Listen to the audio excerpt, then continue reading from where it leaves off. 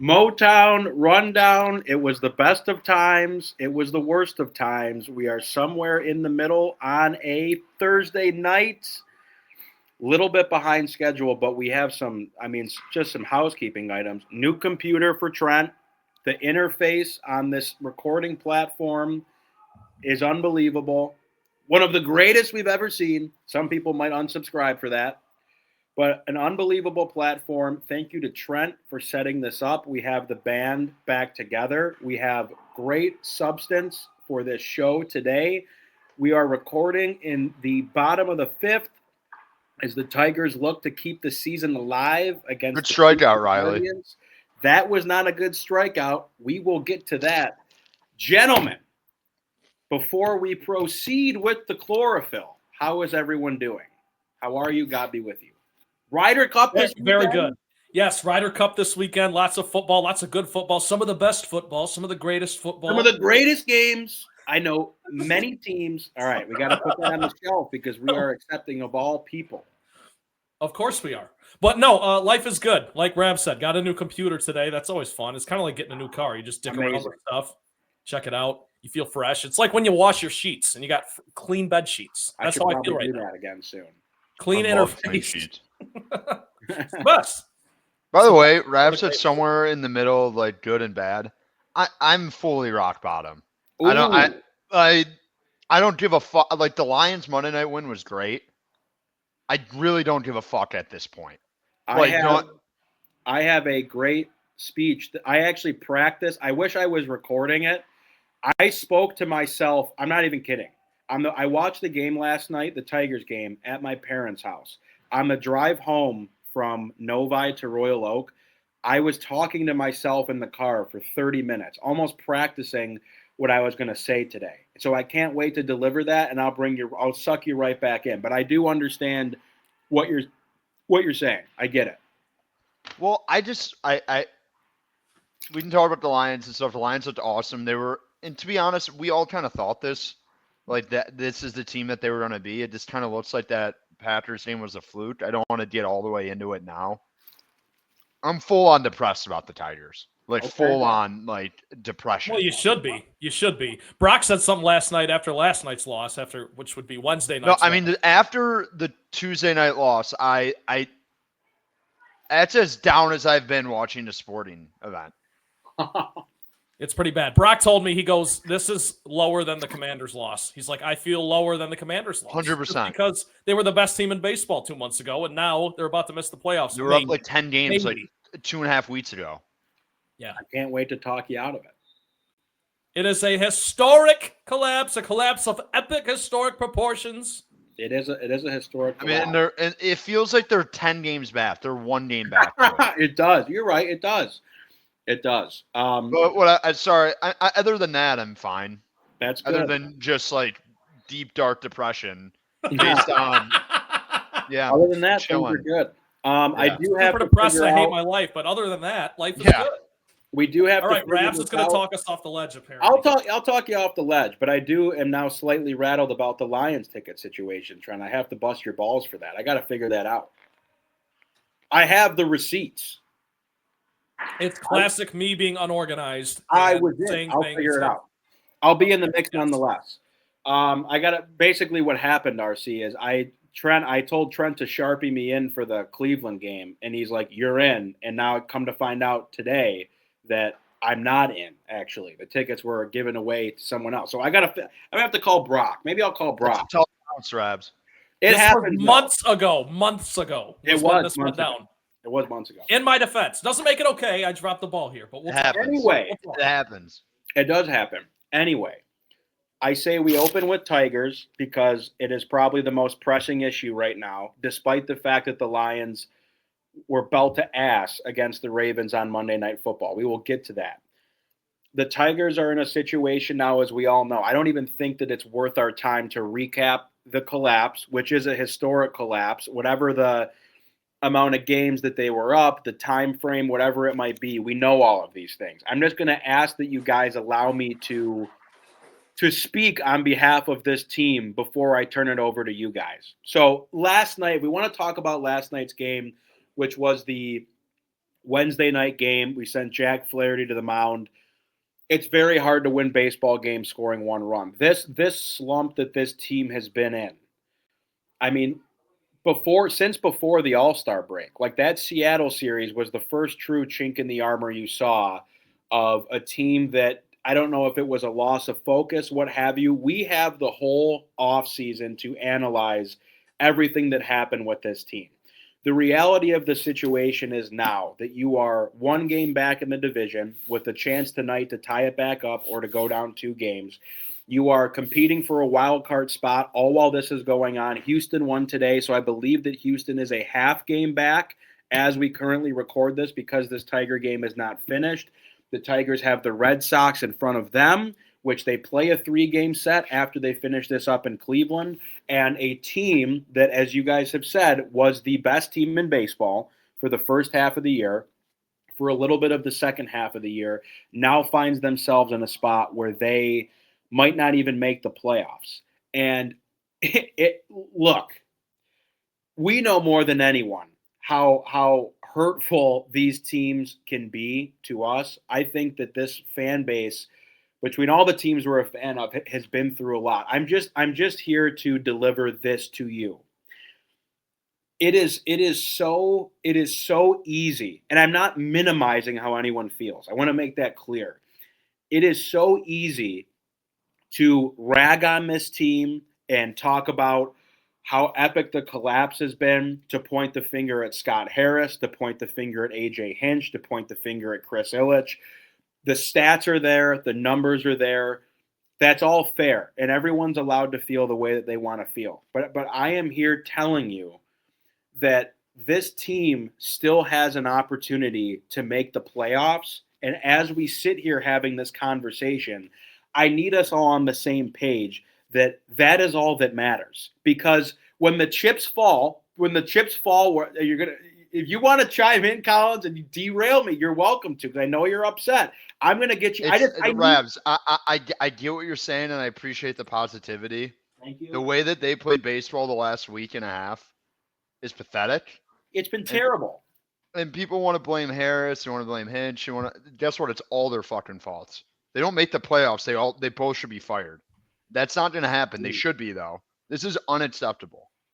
Correct. I'm not disagreeing. And the thing about it that hurts too is the players have, like, there's been a lot of managerial things I haven't liked and stuff like that. And the front office clearly didn't do enough in the bullpen. They had some pitching injuries again for like the fucking 10th straight year. But at the end of the day, you have Struble with a 2-0 lead in the 6th inning. He completely this team is decombust. This team has completely choked. They've played tight the last 2 weeks. Ever since Terry Carpenter hit that home run, they have not been the same team. That Will Vest outing, absolutely, like, they just have not been, like, that Atlanta loss on Saturday. After they lost that, I was like, oh, they're missing the playoffs.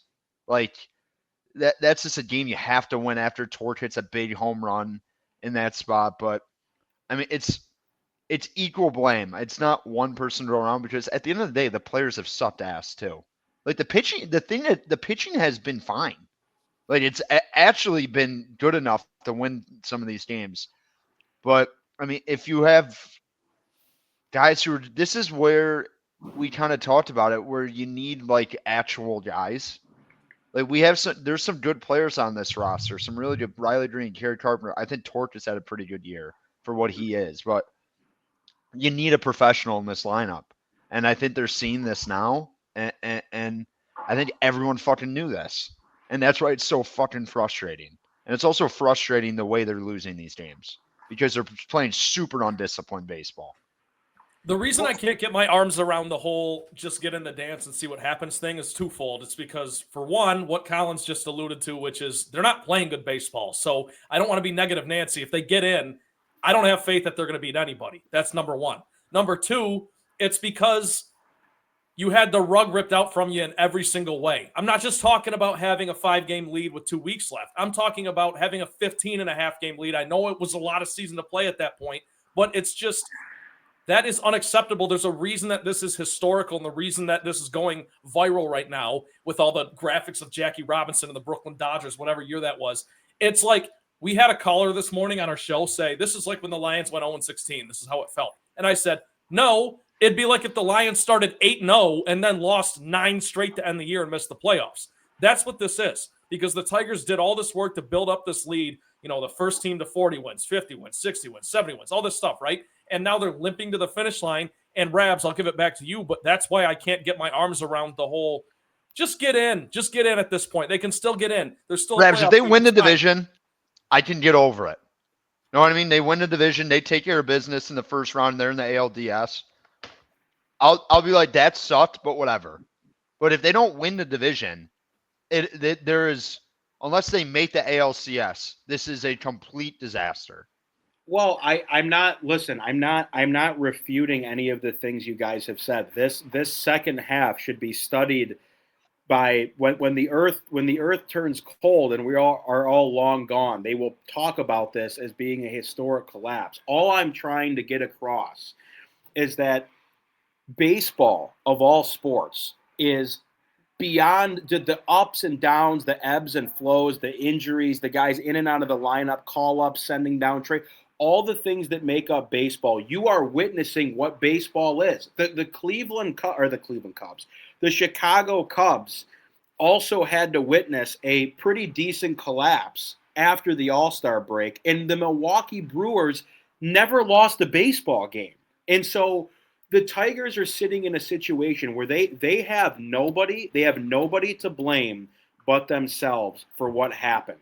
But I will also say in the same breath, the Cleveland Guardians don't lose ever. And they have a roster that outside of Jose Ramirez and outside of Steven Kwan, everyone on the roster bats 200 to 222. I know nobody on the team. They had 2 guys suspended by their own organization for gambling against the team. And yet here they are.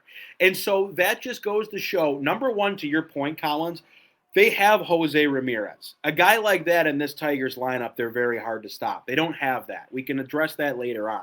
All I'm saying is that we can sit here and analyze it all day long. And for the people that want to call into the radio state and they rag on these guys and these guys suck, sell the team, blah, it's all fair, and I understand the frustration. All I'm saying to you guys is that I think that we need to accept what has been. There's no changing the past. This is the situation they're in. As we talk right now, it's first and third, top of the 6th, 2 outs, 4-1 Tigers, and Kerry Carpenter goes down swinging because he is pressing like nobody else's business right now. The only thing I'm trying to get across, and the only thing that matters, is that this team gets in. And I understand what you're saying, Trent. We had this conversation about the Lions at the beginning of this year. I don't care if they win the division. I don't care if they get a first-round bye. I don't care if they have home field advantage. I don't care. This is different, but that's before the different. season This when we is said that. completely If the Tigers, if the Lions were to start 7-0, you would not be okay with 10-7 and just getting in. But this is also different, Rabs, in the fact that the Lions last 2 years have won the division. Know what I mean? The Tigers haven't won a division in fucking last year. We did not win the division last year. The Tigers didn't? No. We haven't won a division in 10 years, dude. Oh, that's right. It matters. You know what I mean? It matters. And you just gave it away. We were in last year. Who cares?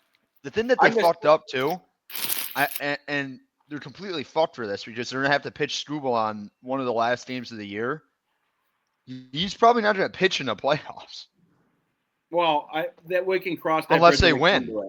My only point is, and I understand, Collins. I can't believe I just had a brain fart that they didn't actually win the division last year. Either way, I just think that if you were to tell me that this Tigers team won the division this year and bowed out in the first round, or I could tell you this is going to happen, they're going to get in via wild card and go to the ALCS, you'd probably take that from me. So I'm saying from a team mentality standpoint, and what I am frustrated with is the fact that there seems to be, between Scott Harris AJ Hinch, Chris Illich, whoever the veteran presences are on this team, there seems to be no fire. In the time for the throwing the trash cans and what the fuck are we doing? We got to wake the fuck up. That is so far. We are so far past that now.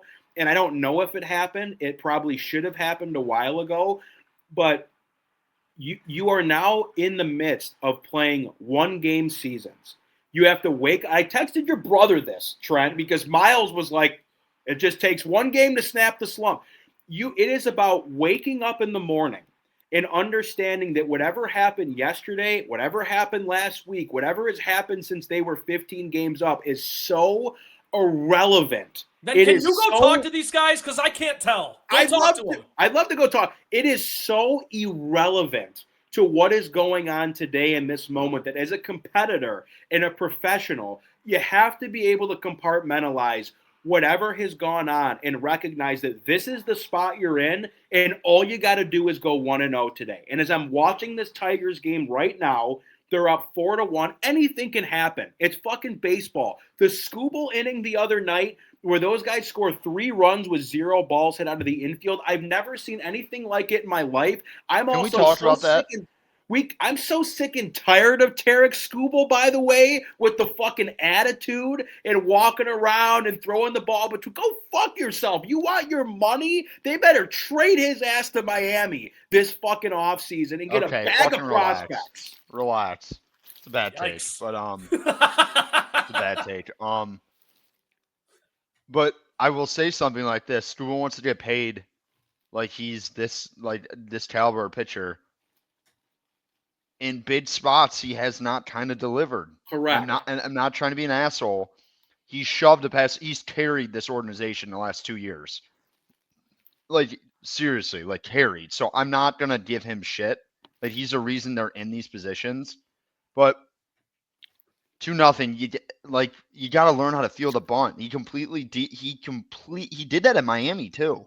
Dude, that was a fucking whip my cock out and look at me. Well, the thing is, just turn your head, hey, if you can't make the play, don't throw it. You got first and second. The air completely flipped that game on its head. So, I mean, that was one of the most demoralizing innings I've ever seen, especially to see that. And then guy gets hit in the face. It was just unbelievable. One of the weirder 30 minutes of baseball I've ever watched. But I'm just. Rabs, I get what you're saying, but you can say that to the players and stuff like that. From a fan perspective, I don't even want to watch the team right now. I understand. It's very there's a part of me that kind of hopes they fucking don't make the playoffs. I can't get behind. If they don't win the division, Rabs, and they fucking get swept in 2 games in the ALDS, what the fuck does that do me? Probably not much, but that's my only point in this is that they have 4 games left.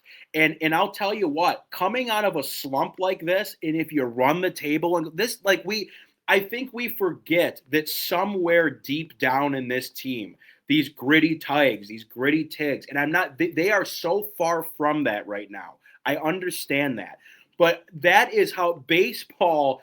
These guys were nobodies last year, and look what they did. And the Guardians are doing the same thing. So all I'm saying to you is 2 guys that know sports very well, and you've played sports, and you understand the ups and downs and ebbs and flows. You have every right in the world to be pissed, and we can talk about it. However the season ends, we will talk about it ad nauseum this offseason, because I think everyone in that organization has to take a long look in the mirror, from players to management to ownership, and go, we can't keep playing this game anymore. We think we're smarter than everyone else. We can develop guys. We can take these projects. We don't have to spend a lot of money.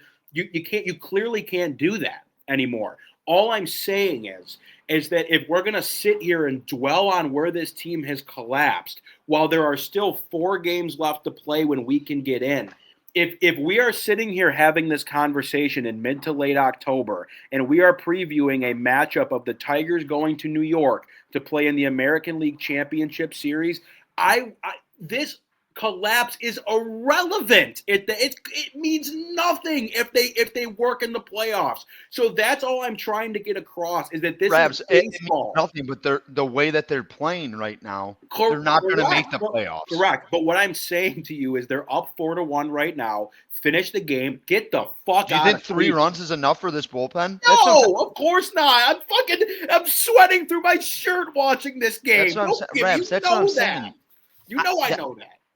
I literally have watched every game in the last 10 games, and it's been some of the most infuriating shit I've ever seen. It's bizarre. It's very bizarre. I'm saying, I get what you're trying to be optimistic. It's never happened. It's Rabs, bizarre. Rabs, you're going to have this mantra if they make the playoffs. Right now, it is completely fine to be doom and gloom and say, fuck this team. Okay. And if they make the playoffs, that is the right mentality. Say, okay, what? Fuck it, put it to bed, whatever.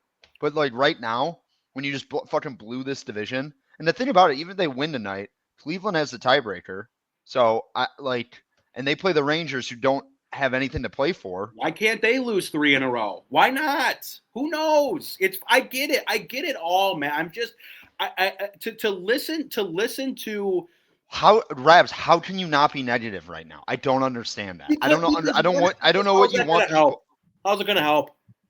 How's it gonna help? What is the point? I get it. They suck right now.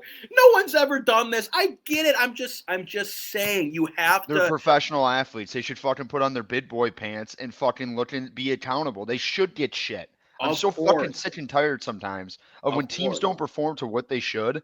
I got to be like, you got to support the team. I should tell them to go fuck themselves. Actually. Yeah, and you know what else? You're okay to call out Tarek Skubal because he was not great the other night, especially in that one inning. And he did cost the Tigers quite a few runs in that one inning. He was being a jackass. He lost him that game. No, I'm just saying.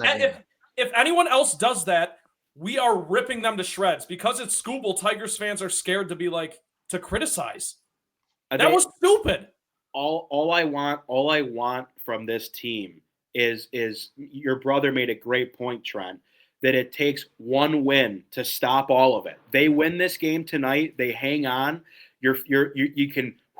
Wow, the losing streak's over. We took a game in Cleveland. The division is now tied again, and we're going to Boston with a job to do. And if this team is worth anything, worth their salt, they will pony up. You flush everything down the toilet, and we have 3 one-game seasons here in a row to take care of business, and you let the chips fall where they may. Houston has been a mess down the stretch here. I am not excusing these guys of anything. Everyone in that clubhouse should be held accountable. I'm disgusted with the fact that you don't hear from any of the players or the manager or the GM that, you know what, we have been god-awful. This is unacceptable. They look nothing. Just the mojo, the demeanor, the vibe, it is nothing like this team was at the beginning of the year. And that, to me, falls on the manager. It falls on the veterans. It falls on the leadership.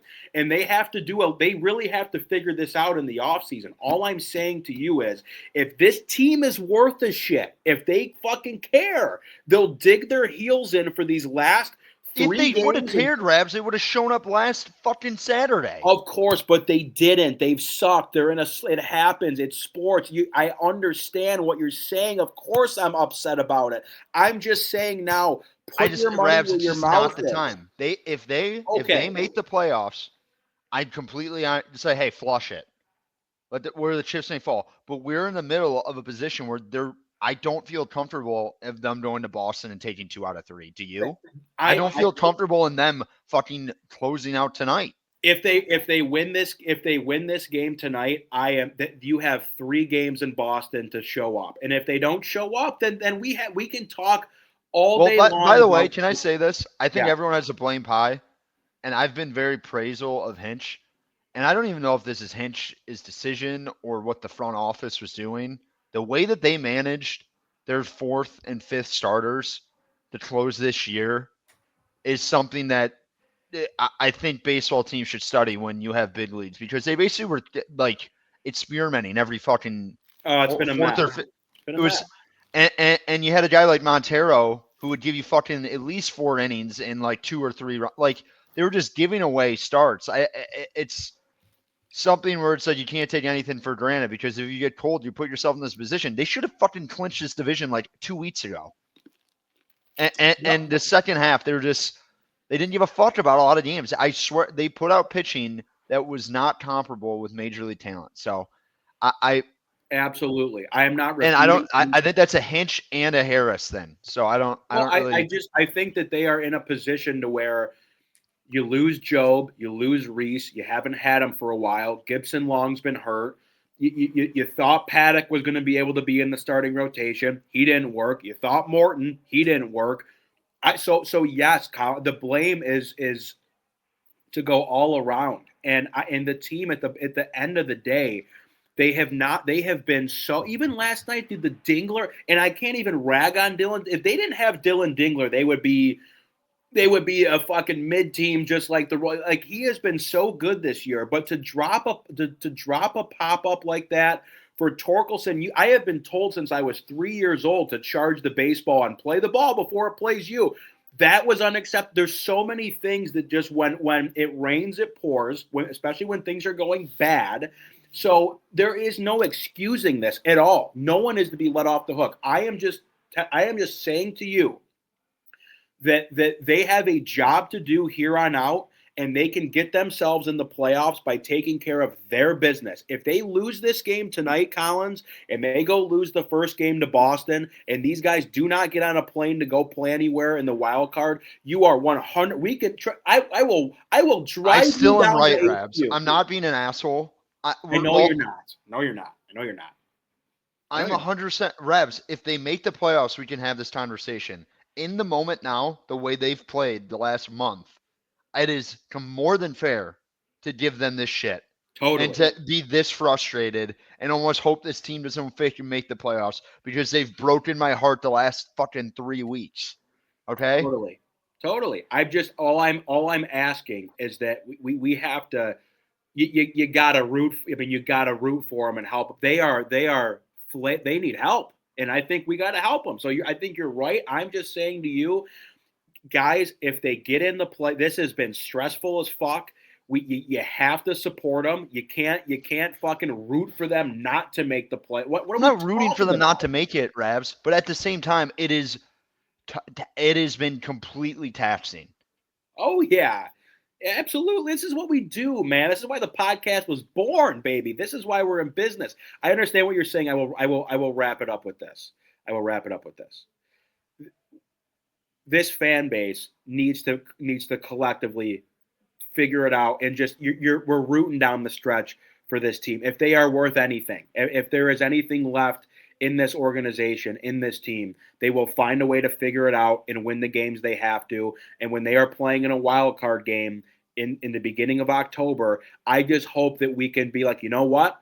I can't believe this fucking happened to us. It makes no sense that they got in the playoffs, but here they are, and anything can happen, dude. That's where it has to begin and end. Rebs, no one's rooting against them. They have just given everyone reason to not believe in them. It's been terrible. We should not believe in them. I think that's fair. But and that's all I'm saying, is that this game tonight and this series coming up, you want to talk about a slump buster, you guys just shit down your leg for the last month. And now you win a big game in Cleveland to tie the division back up, and you go win 2 or 3 in Boston, you get in the playoffs. Let's play fucking ball. That's what they need. That talk about a propeller into the playoffs, dude. The Houston is in free fall. I'm trying to sell you on this game tonight. If they can finish the job and get out of Cleveland and go to Boston and whoop their ass for 2 games to 3 games, now you're going into the playoffs with a fucking boner. Let's fuck. That's all I'm saying. Okay. I get what you're saying, Rabs. I just don't think it's now. And we're going to go slump buster. We're doing, what's it called? We're going, what's it called? In circles about it, so we can move on. Correct. Yeah, I mean, we'll talk about this. We'll see how this ages. We'll talk next week. Yeah, I'll be happy to fucking eat shit. I'm eating popcorn. This popcorn I'm eating is from Disney on Ice that I worked last week on the LCA. Fresh as could be. There's probably preservatives, additives. You hear me chewing on these seeds? I'm starving. Anyway, that's Tigers talk. I swear to God, last night in the car, I was about to start filming myself like a Castellani video and post it on our fucking Twitter page. I was so close. to delivering Do it. this same speech. You got it. You guys have all played sports your whole life. You can't wake up in the morning and say we fucking suck. Fuck this. We're done. Come on. You got to wake up and play. You have to play the game. We're not on the team. We're not in the clubhouse. We're not in the locker room. I'm not on the field. I got a new Tiger spin at 7 5/8. My head keeps getting bigger. 7 Head's 5/8. growing. What's going on here? All right, we're going to the bottom of the 7. That's all I'm saying, guys. Get up and play every day. Bless you, boys. They've been bad. I get it. I mean, Lions? they've had how many opportunities tonight have they had to blow this game open that they haven't? Trust me, I just watched Torkelson pop out on the first pitch to nobody, and Riley Green struck at a pitch that hit the dirt 15 feet before the plate. They're pressing hard. They got to win. If they don't win this game, I don't know if I can watch the rest of the year if they don't win this one. Anyways, staying positive. What a football team! Oh my God! I will admittedly tell you, going and this is it's a greater commentary on Detroit sports as a whole, where I believe, Collins, it was you that said we thought this was the team this was going to be. We have all been through so much shit with this football team that when you come off a game like in Green Bay and you see how bad you look and clunky and you got people, and again, this is just a life lesson. This is all I'm trying to do for the young people that listen to the show, is that there are life lessons to take from sports anywhere. This Tigers team has shown you it doesn't matter how big you gotta play the game and you gotta be sharp. It doesn't matter what position you are in, you can never take your foot off the gas. And I'm also trying to explain that in life, it's all about getting up in the morning and you try to go 1-0 on the day. Jimmy B. You make the right choices.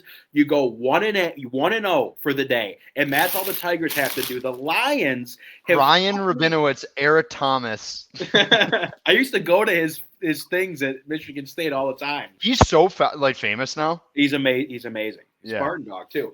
This Lions team has hurt us so many times that I think it gets very easy for us to look in the rearview mirror and go, oh my God, they lost to Green Bay. They lost the coordinators. The offensive line sucks. We are in big trouble.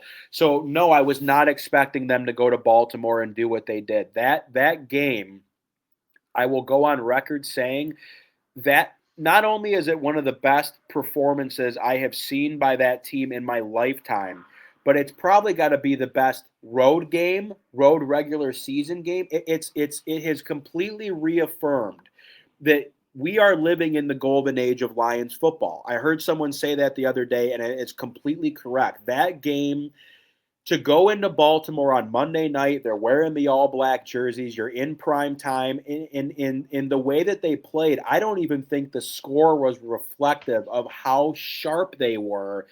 And we'll talk all about it, but talk about a game to just re-energize the team and re-energize the city and re-energize the fan base. You knew you were going to hand it to the Bears, but this to me, talk about a litmus test. And here you go. What greater opportunity than to everyone talks about the Ravens, they talk about the Bills, they talk about the Eagles, everyone's stroking the Buccaneers. The Chiefs still get a little bit of love here. Oh, here come the Chargers. And because of week one, or because it's just the Detroit Lions, everyone still likes to bite their tongue about the Lions. But you go on national television and deliver that performance that was just almost to a T. There were, of course, some flags that were tough.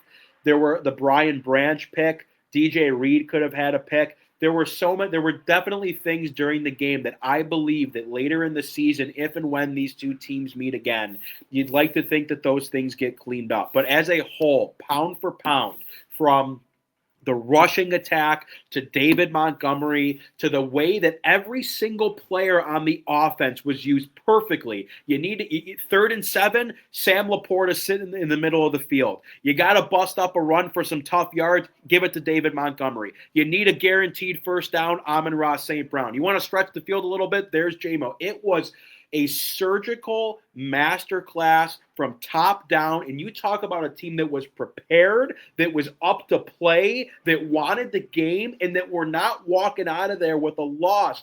That game was incredible to watch. I had a fucking boner watching the game. That was unbelievable what I watched on Monday night. And that score could have been the only drive that pissed me off was at the end of the half when they get the fumble. And I understand they were probably trying to go for the jugular. You pass the ball 3 times. There's no time coming off the clock, and that game could have been 17-7 or 21-7 going into half. You give the ball right back, they score, it's 14-14, which I then have to tell Uncle Steven, if you would have told me we were in this spot 2 days ago, I would have, whatever, absolutely. But I understand the point of, like, you got to put teams like that away when you get the chance to. And they just, God, by the grace of God, just every single person seemed to contribute somewhere, somehow. Terrion Arnold was probably the glaring guy that didn't have a very good game, but that is the Detroit Lions. He had struggled this year. Yes. Unbelievable. Someone take it away. RC, go ahead, because I'm going to ramble, so you go for it. I'll just say, I mean, I think the two thing, I was just impressed with the coaching.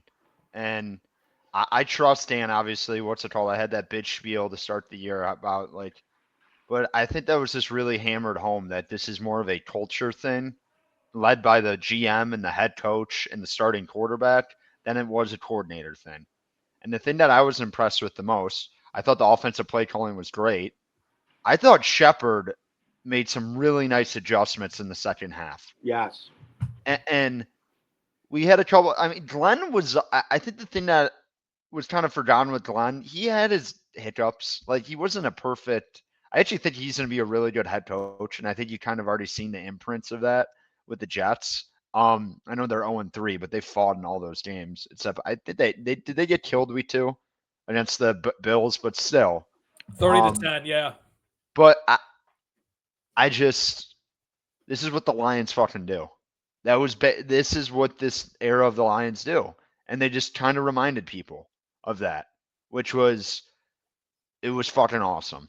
And it was great because the Tigers weren't playing on Monday, so I wasn't in a bad mood. I mean, I was in a kind of a bad mood still, but to watch them, I mean, like the play call on 4th down, I mean, that dot by Goff. I mean, and the other thing, which I think gets down a ton of praise, I mean, the offensive line looks back to normal. Like I don't think they're going to be able to run the football like they were previous years. And I know they ran the football a lot against Baltimore, but I just don't, in between the tackles, it's not going to be as easy. It's just not, because Radnow is special. The pass protection was better than it was last year. I mean, he had all fucking day to go. Yeah. He hasn't been touched in 2 weeks. That's what I'm saying. And if Goff is not touched, he's one of the best players in the league. Not quarterback, players. He's just that good. So, I mean, can't really complain about anything. The pass rush is still a problem. You could say all the stats they want and stuff like that. I think a lot of that stuff was coverage. I thought the coverage was more of the thing. And Hutch comes along with a big play. Muhammad played a good game. Ooh. I still think getting McNeil is going to help them a lot, because they just kind of miss that, because he's just such a good defensive tackle pass rusher, which is such a unique skill in the NFL. To be able to push the pocket like he does. So, I don't know. I'm jacked. I mean, I haven't changed my tune all year. It seems like that Packers game they weren't ready to play. So, they're back tied at the top of the division.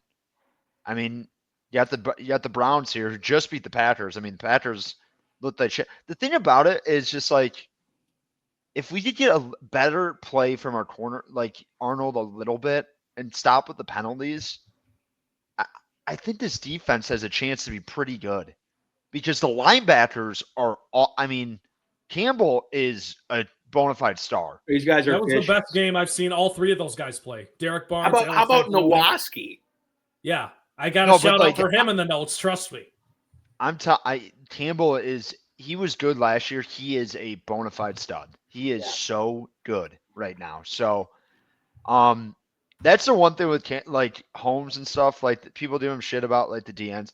the guy has not missed a high-level draft pick basically in the first round yet. It's, I mean, maybe Arnold, and Arnold's still playable, but it's incredible to see what Campbell looks like this year because he erases a lot of the mistakes that the defensive line was making earlier in the year. But I don't know. I was just really impressed with Shepard in the second half, and I was impressed with this team. But at the end of the day, I thought they would be like this. I honestly did. I'm not trying to be like a cocky asshole or something like that.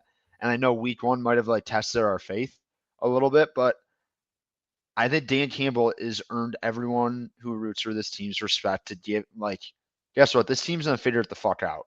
If they have this nucleus, they have a team full of superstars. Like, there's dudes all over this place, and they're well coached. So I'm not worried about the Lions.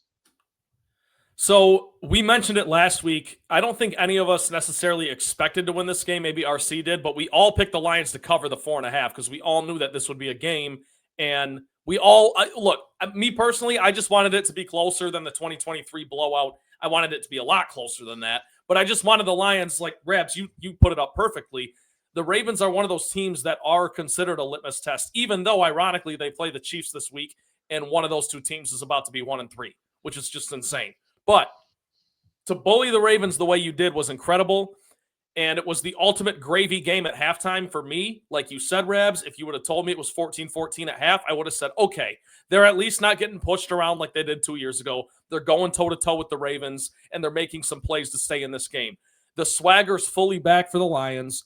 You went against that team in that city on that stage. Everyone's back on board. You see it nationally. You see the fan base. Not that many fans jump ship, but just to have the respect and the street cred that the Lions have had the last couple of years, it's officially back after 3 games. I like to do my way too in-depth offense-defense thing. So shout out to RC, first of all, because you mentioned you wanted to get David Montgomery more involved, and that happened. He is the engine to this offense. It's just amazing. Career high 151 yards, and I know that his big run, the 70-plus yard run, that inflates his numbers a little bit. It inflates the Lions 6 yards per carry. I don't care. That's the whole point, isn't it? You establish the run, you pepper them 4 or 5 yards, 3-4 yards here, and then you break one. And when you break one, and I love that he's looking up at the screen, that was incredible. And great run. And then Marlon Humphrey almost punched the ball out at the end, and Demo to cover up and go down at the 15, and then to finish that drive, it was just beautiful. So that's awesome.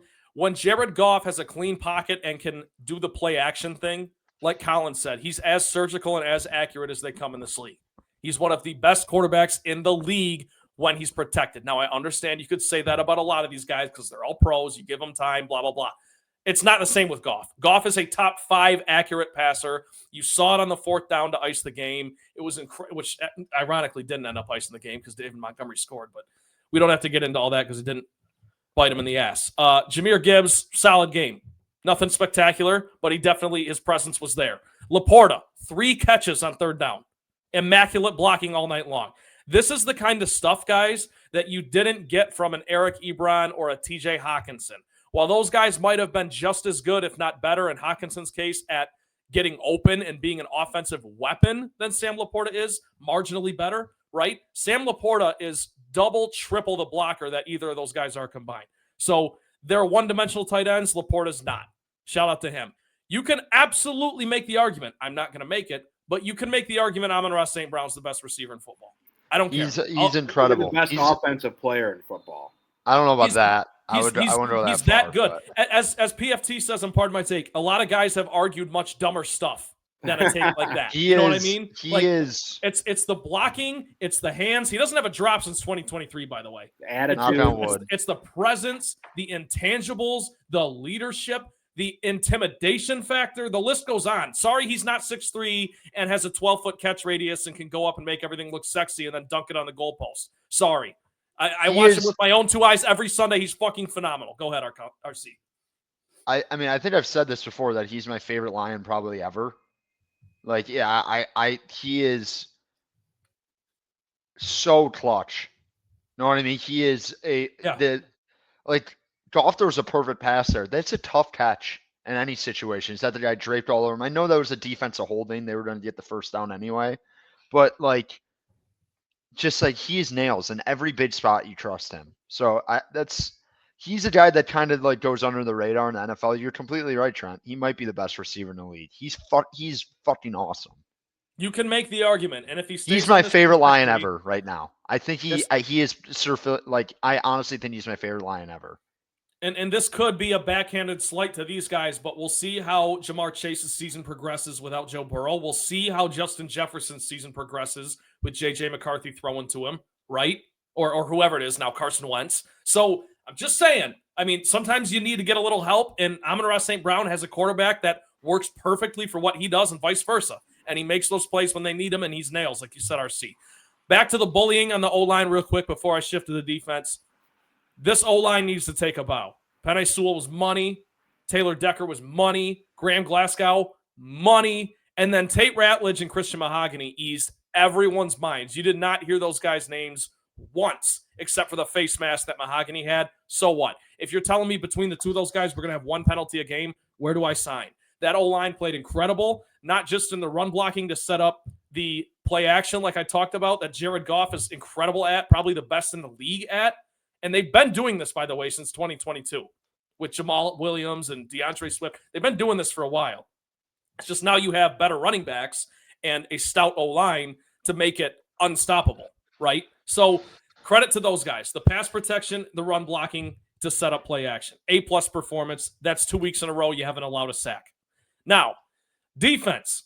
They spied Lamar, Rabs. RC, I don't know if you listened to the pod, but at the end, after you got off last week, we were like, can they please just put a spy on Lamar? Just do it. Because Aaron Glenn didn't like to do it. Kelvin Shepard, I was curious to see if he would. He did. Kelvin Shepard, by the way, said he lost sleep all week about what Lamar Jackson's going to do to him. How about 7 sacks? How about containing him? How about not giving up the big play once in that entire game? Not the backbreaker run that you're used to seeing Lamar Jackson, Patrick Mahomes, Jalen Hurts, whoever get on the Lions, Jaden Daniels. That was awesome.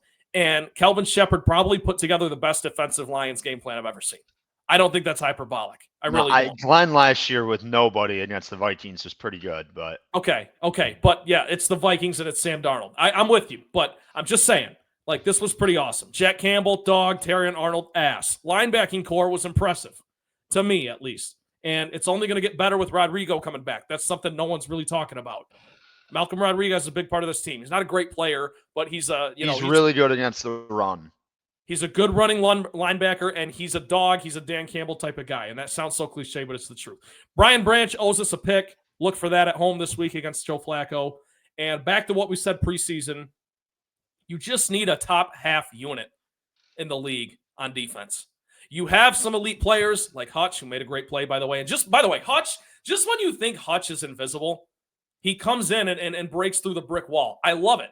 He's always timely. You never have to worry about him giving 100%, even when he's not making plays. His motor's always on 10. So shout out to Hutch. But you have some elite players like Hutch, like Brian Branch, like Kirby Joseph, to the point where if you can just have this defense around 15th, 16th in the league, and I'd like him to be better, of course, ideally. But the offense is what powers this team. We all know that. That's been the case for 3 years. So if the defense can just be middle of the pack, and then your elite players force turnovers, have a nose for the ball, make plays, create pressure, all that stuff, when it matters in key moments against quarterbacks like Lamar Jackson, you see what can happen. You can run away with it. Because like Rab said, the 8-point win's not indicative of how the Lions push the Ravens around. And lastly, special teams. Just quickly, sort of tongue-in-cheek, Jake Bates saved a score, so credit to him. I'm not going to blame him for the missed field goal because that would have been a NFL record, and you're just at that point, there's 2 seconds left in the half. You're just going to tell him to kick the shit out of it. He had the leg, by the way, just didn't have the accuracy. So incredible win from top to bottom, and like you guys said, I mean, you kind of expected to beat the Bears. You kill the Bears, that's nice style points, but you're still just kind of unsure because it's the Bears. You can now put that Packers game to rest, and the nice thing is that you play the Packers again. You play them on Thanksgiving in your barn. So I think the Lions are just fine. They're right back where they are, and to use the cliche one more time, they fully got their swagger back in a major way. So shout out. One pride.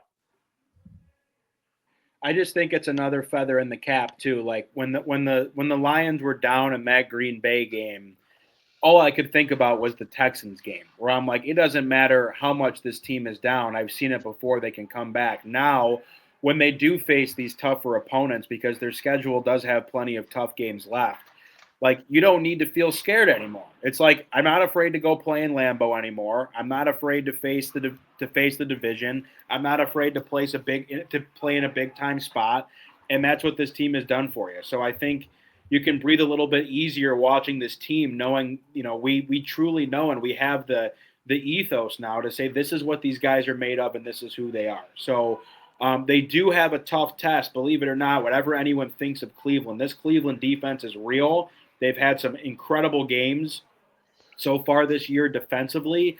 Offensively, of course, they struggle, and they are not walking into a great situation for themselves in Ford Field on Sunday. That game's at 1 o'clock as the Lions come back home. I am trying to find the lines for this game as I'm Trent, can I say something as Rabs looks through the line?